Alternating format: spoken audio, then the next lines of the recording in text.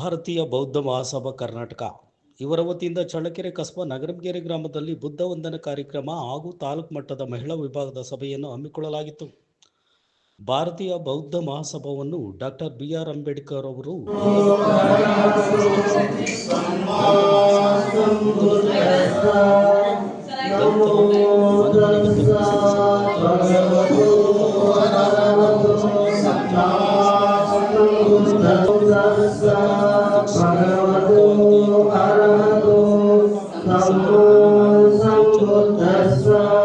ಲಕ್ಷ್ಮೀ ದೇವಿ, ಶಕುಂತಲಮ್ಮ,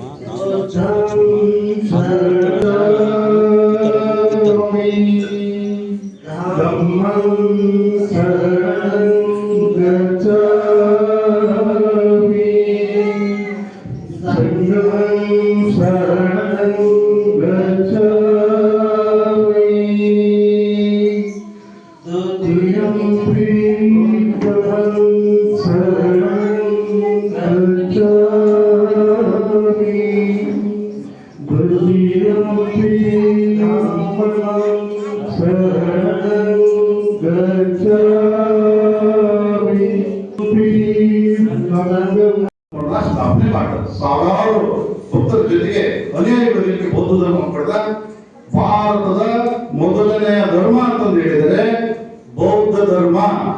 ಏನು ಧರ್ಮಗಳಿದಾವ ಅದು ನಾವು ಯಾವ ಧರ್ಮವನ್ನು ಕೂಡ ವಿರೋಧ ಮಾಡೋದಕ್ಕೆ ಬೇಡ.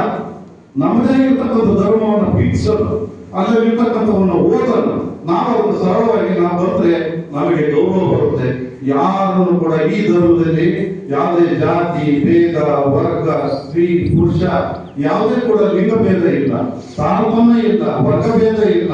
ಹಾಗಾಗಿ ಈ ಧರ್ಮ ನಮ್ಮ ಧರ್ಮ ಇದು. ನೀವು ಇವತ್ತು ಎಲ್ಲಿ ಬೇಕಾದ್ರೂ ಹೇಳಿ, ನೀವು ನೋಡಿದ್ರಿ ಬೇರೆ ಬೇರೆ ರಾಜಕೀಯ ವ್ಯಕ್ತಿಗಳನ್ನು ಇವತ್ತು ಪ್ರೈಮ್ ಮಿನಿಸ್ಟರ್ ಆಗಿ ಬರಬಹುದು, ಚೀಫ್ ಮಿನಿಸ್ಟರ್ ಆಗಿರ್ಬೋದು, ಯಾರ್ಯಾರು ಕೂಡ ಬೇರೆ ದೇಶಕ್ಕೆ ಹೋದ್ರೆ ಇಲ್ಲಿ ಹೋದ್ರೆ ಬುದ್ಧನನ್ನ ಯಾಕೆ ನಡೆಸ್ತಾರೆ ಅಂದ್ರೆ ಈ ದೇಶದ, ಈ ಭಾರತ ದೇಶದ ಮೂಲ ಧರ್ಮ ಅಂತ ಹೇಳಿದ್ರೆ ಬೌದ್ಧ ಧರ್ಮ.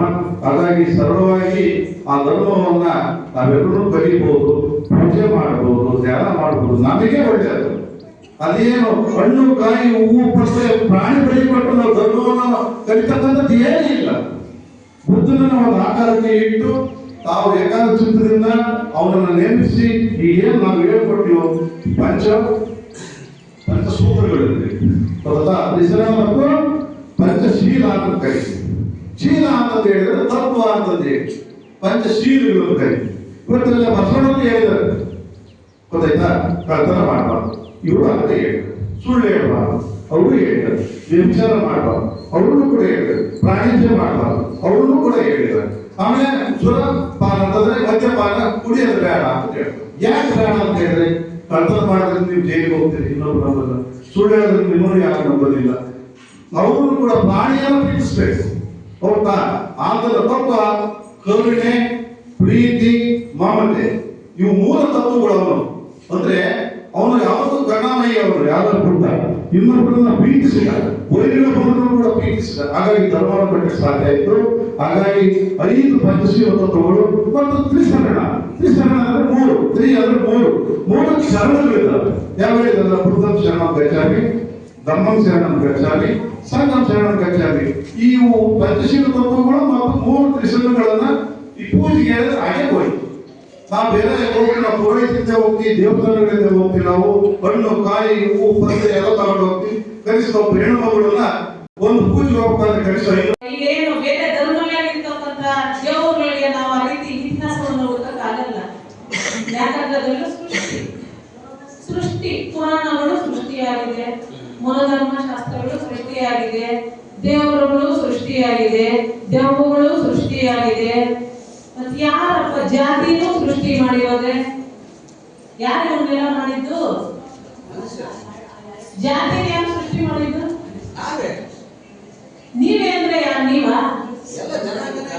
ಯಾರು? ನಾವ? ಪ್ರತಿಯೊಬ್ಬರು ಅಲ್ಲ. ದೇವ್ರನ್ನು, ಜಾತಿನೂ, ದೆವ್ವಗಳನ್ನು ಮೂರನ್ನು ಒಬ್ಬರೇ ಸೃಷ್ಟಿ ಮಾಡಿ